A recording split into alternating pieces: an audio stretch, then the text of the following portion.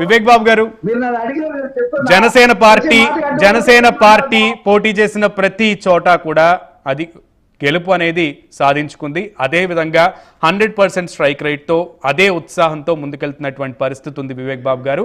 అయితే from the day one Pawan Kalyan గారి దగ్గర నుంచి ప్రతి ఎమ్మెల్యే దాకా చాలా నిక్కచ్చిగా అలాగే చిత్తశుద్ధితో ముందుకు వెళ్తున్నారు. ప్రతి శాఖలో జరిగినటువంటి అవినీతి ఏంటి, నిధుల మళ్లింపుకు సంబంధించి ఏ రకంగా మళ్లించారు అధికారులు, ఎక్కడ రూల్స్ని తొంగలోకి తొక్కారనే విషయాలన్నింటినీ కూడా బయటికి తీసుకొస్తున్నారు. Very good, appreciable.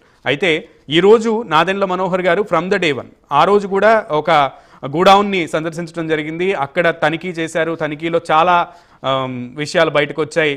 ఇప్పుడు మన బాబురావు గారు చెప్పినట్టుగా తూకంలో కూడా తేడా ఉన్నాయి, సో క్వాలిటీలో తేడా ఉంది, అన్యాయంగా అక్రమంగా నిల్వ ఉంచినటువంటి బియ్యం బయటపడినాయి. సో ఈ విషయాల్లో ఎలాంటి స్టెప్స్ తీసుకోబోతున్నారు? ఇప్పుడు చెప్పినట్లుగా ఇంకా రేపు కూడా ఉండే అవకాశం ఉందన్నారు మా వర్మ గారు, మా కరెస్పాండెంట్ చెప్పారు. సో ఎటువంటి స్టెప్స్ తీసుకోబోతున్నారు, ఎటువంటి యాక్షన్స్ ఉండబోతున్నాయి? ముందుగా మీకు ప్యానల్ సభ్యులకి అలాగే ప్రైమ్ లైన్ వీక్షకులందరికీ good evening. Thanks for waiting. అంటే ఒక విషయాన్ని అయితే మొదటి నుంచి మేము మా అధినేత గత 3.5 సంవత్సరాల నుంచి, అంటే ప్రతి గవర్నమెంట్ కి హనీమూన్ పీరియడ్ అని ఒకటి ఉంటుంది, మొదటి 6 months.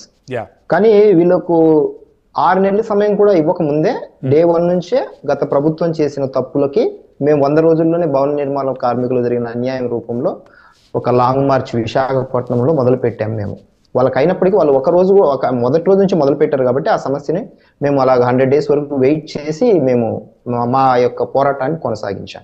మొదటి రోజు నుంచి మేము ఏం చెప్తున్నామంటే, ఎవరికైనా ఒక అధికారం ఇచ్చినప్పుడు మాత్రమే ఆ వ్యక్తి తాలూకు ఆలోచన విధానం కావచ్చు, లేకపోతే ఆ వ్యక్తి ఎలా ప్రవర్తిస్తాడు అనేది అధికారం ఇచ్చి చూడు ఒకరికి, అప్పుడు వారి అసలైన రూపం కనిపిస్తుంది అనేది ఏదో ఒక నానుడు కూడా విన్నాను నేను, గుడ్ సేయింగ్.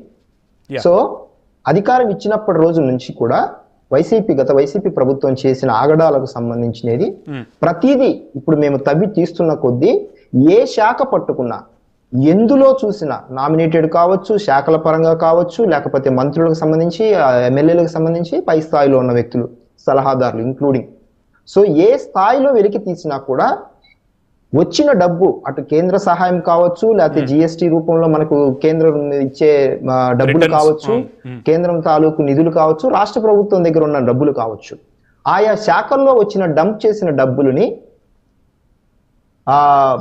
కొన్ని విచిత్రమైన కారణాలతో ఆ డబ్బులను తీసేసుకోవడం, అంటే ఆ శాఖకు సంబంధించిన డబ్బును ఉపయోగించుకోకుండా, లైక్ ఇప్పుడు టీటీడీ ఉంది, టీటీడీకి సంబంధించిన డబ్బులు టీటీడీకి ఉపయోగించాలి, అక్కడ ఉపయోగించట్లేదు, ఆ డబ్బులు తీసుకెళ్లి వేరే చోట పెట్టడం. అలాగే జలవనరులకు సంబంధించిన డబ్బులు తీసేసుకోవడం, సాంఘిక సంక్షేమ శాఖకు సంబంధించి, లేకపోతే ఎనీ డిపార్ట్మెంట్. సో అలాగా తీసిన డబ్బుల్లో మా అధినేత డిప్యూటీ సీఎంగా ఉన్న మన పవన్ కళ్యాణ్ గారు కూడా నిన్న శాఖల వారీగా సమీక్ష చేసినప్పుడు, 3 శాఖల సమీక్షలు చేసినప్పుడు 2700 కోట్ల రూపాయలు ఉండాల్సిన నిధులు ఈ రోజు 7 కోట్ల దగ్గరికి ఎందుకు వచ్చి ఆగాయి?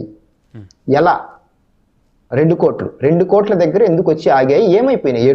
7 కోట్ల డబ్బులు మాత్రమే మిగిలి ఉన్నాయని అధికారులు చెప్పడంతో అంత డబ్బులు, అంత వేరియేషన్ ఎక్కడికి వెళ్ళాయి, అంత డబ్బు ఎలా మిస్ అయింది అని వెంటనే నాకు దానికి సంబంధించిన లెక్కలు కావాలన్నప్పుడు అధికారులు నీళ్లు నమ్మిలారు. బికాస్ పోయిన గవర్నమెంట్ లో విచ్చలవిడిగా వాళ్ళకి ఎక్కడ ఎలా కావాలంటే అలా డబ్బులు తీసేసుకున్నారు.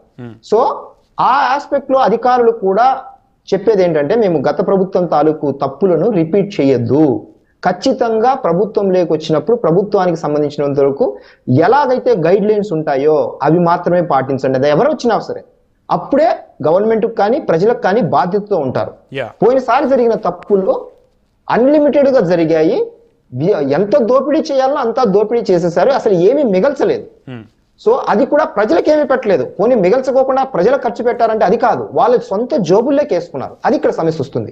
ఇక మీరు చెప్పినట్టు ఇందాక ద్వారంపూడి ఎపిసోడ్ కావచ్చు, లేకపోతే అదర్ మంత్రులకు సంబంధించిన కొన్ని చిన్న ఉదాహరణలు, పోయినసారి ద్వారంపూడి గత 5 ఏళ్లలో చెప్పిన విషయాలు ఏంటంటే, అవును నా మీదకి వస్తే నేను ఊరుకోను, నేను కొడతాను, అంటే చట్టబద్ధంగా మాట్లాడే విషయాలు ఏవి కూడా వాళ్ళకు ఆ చట్ట పరిధిలో చేయాల్సిన పనులు ఏవి చేయకపోగా నేను ఇది చేస్తాను, నాకు ఈ దోపిడీ ఉంది, నాకు ఈ వ్యాపారం ఉంది, నన్ను ఏమన్నా అంటే ఇక నేను ఊరుకోను, నా మనుషులు ఉంటారు, కొడతారు, చంపుతారు అనే ఒక ఓపెన్ స్టేట్మెంట్ అనేది ఆయన గత 5 ఏళ్లుగా ఓపెన్ గానే చెప్తున్నాడు. తనకు బియ్యం సంబంధించిన వ్యాపారాలు, కాకినాడలో సంబంధించిన ప్రతి ఇన్సిడెంట్ అంటే దోపిడీకి సంబంధించిన ఏమి చేయాలనో, పోర్టుకు సంబంధించినది, స్థలాలకు సంబంధించినది, బియ్యం సరఫరాకు సంబంధించినది ఓపెన్ గానే చెప్తున్నాడు. నాకు కొన్ని ఏళ్ల నుంచి ఉంది వ్యాపారం, నేను ఏం చేయాలో అది చేస్తాను అని అంటూ, అంటే వీళ్ళకు ఒక లైసెన్స్ తీసేసుకున్నారు. గత ప్రభుత్వంలో కింద స్థాయి నుంచి పై స్థాయి వరకు ప్రజల డబ్బుని ఒక లైసెన్స్ తీసుకున్నారు దోపిడీ చేయడానికి. మాకు అడ్డు ఆపు లేదు, ఎవడొస్తాడో ఏం చేస్తాడో చూసుకుందాం రండి అంటూ చేసిన సవాళ్ళకి ఈసారి ప్రజలు ఇచ్చిన తీర్పు వాళ్ళకు 11. సో ఆ ఆస్పెక్ట్ లో మేము ఏం చెప్తున్నామంటే, ఒక నిబద్ధత, చట్ట పరిధిలో పనిచేసే వ్యక్తులకు ఒక బాధ్యతతో ప్రజలకు పని చేసే వ్యక్తులకి అధికారం ఇస్తే ఏం జరుగుతుంది అనేది ఈ కేవలం 2-3 వారాల్లో జరిగిన పనితీరు, ఇంకా నెల కూడా కాలేదు. మా అధినేత కావచ్చు, డిప్యూటీ హోమ్ మినిస్టర్ స్థాయిలో చేస్తున్న సమీక్షలకు సంబంధించి కావచ్చు, అలాగే మా శాఖలకు, ఇతర శాఖలకు సంబంధించిన మంత్రులు కావచ్చు, పౌర సరఫరాల నాదెండ్ల మనోహర్ గారు కావచ్చు, అలాగే దుర్గేష్ గారు పర్యాటకానికి సంబంధించిన, ఫిల్మోగ్రఫీకి సంబంధించిన శాఖలకు సంబంధించినది డే 1 నుంచి వాళ్ళు పనిలో పడిపోయారు. మీరు గమనించారో లేదో, ఇందాక మన రఫీ గారు ఒక మినిస్టర్ పేరు చెప్పారు, ఆయన పౌర సరఫరాల శాఖ మంత్రి అంట. గత ప్రభుత్వంలో, నేను ప్రజలకు కూడా చెప్తున్నాను, గత ప్రభుత్వంలో ఎమ్మెల్యేలను వదిలేయండి, మంత్రుల పేర్లు సాక్షాత్తు వైసీపీకి సంబంధించిన వ్యక్తులకే తెలియదు.